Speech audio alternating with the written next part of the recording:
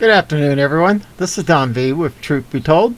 And you ever wonder why, when you watch videos now, everybody, it seems like, just can't say much of anything. They can give you reports and show you things, but they have to watch the words, buzzwords, keywords. We really got to watch our backs anymore when it comes to posting things. At any rate, why don't I show you a little article here that you might find a little interesting. Without ado, let's go ahead and let's do that.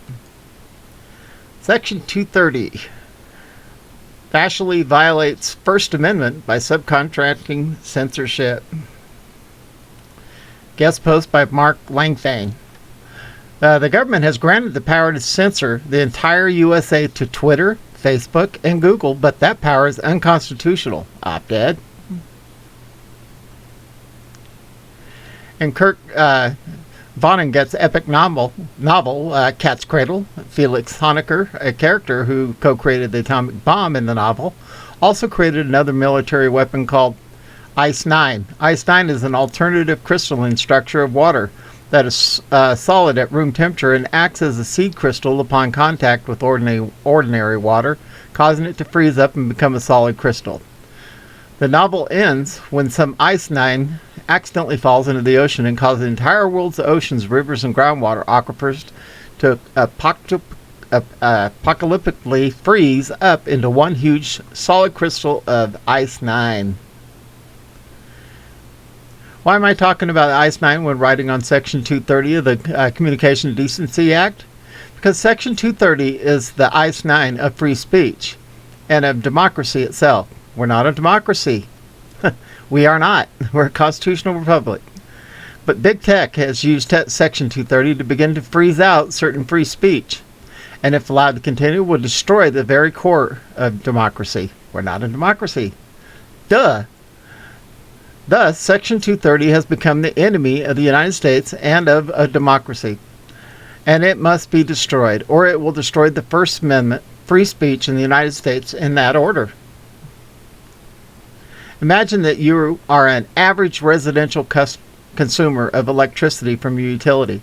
Suppose you are politically motivated and send out emails to your friends, family, and your email list containing nonviolent, unquestionable First Amendment constitutionally protected speech. How would you feel if a newly created person called the human content monitor of your supposedly neutral electric company, utility, unilaterally decided that you were engaging in objectionable activities and without notice or hearing turned off all power to your apartment? You'd sue the electric company and the government on the basis of the electric company as a quasi-government empowered entity that is violating your First Amendment right to free speech. Unfortunately, many people don't have to imagine this scenario. Their supposedly neutral, quasi-governmentally empowered social media companies have discovered they're posting objectionable tweets against Democrats, and based on that alone, order a shutdown of their social media service. One should be able to sue the social media company on the basis that the social media company is a quasi-government empowered entity that is violating your First Amendment. But guess what?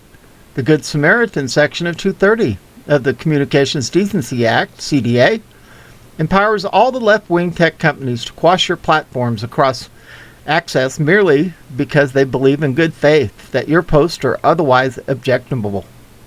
The supposed Good Samaritan provision has in fact become the incarnation of the Orwellian 1984 Ministry of Truth. The United States government has unconstitutionally subcontracted the infinite power of total censorship to quasi-governmentally empowered companies in clear facial violation of the First Amendment.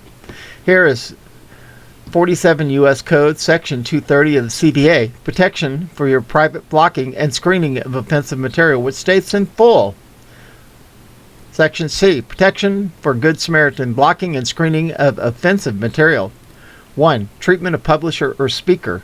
No provider or user of an interactive computer service shall be treated as the publisher or speaker of any information provided by another information content provider.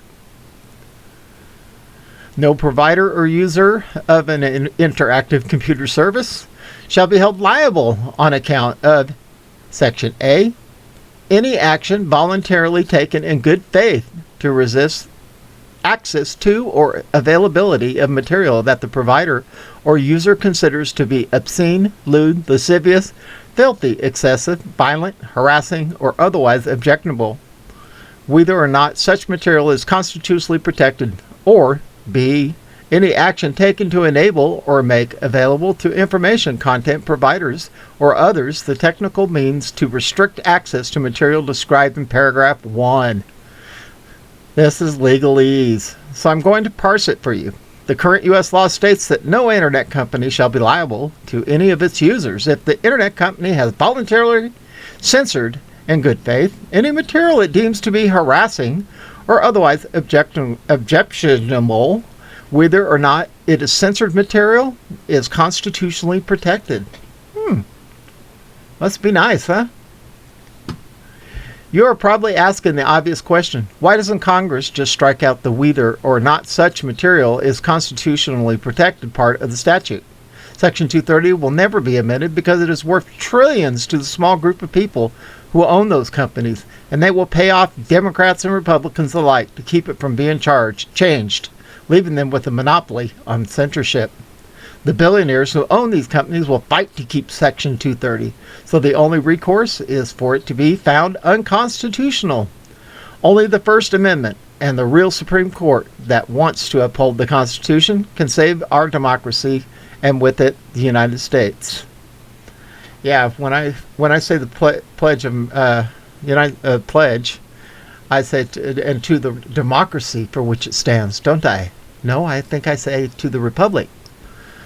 Let's go back to the electric utility hypothetical scenario for a second.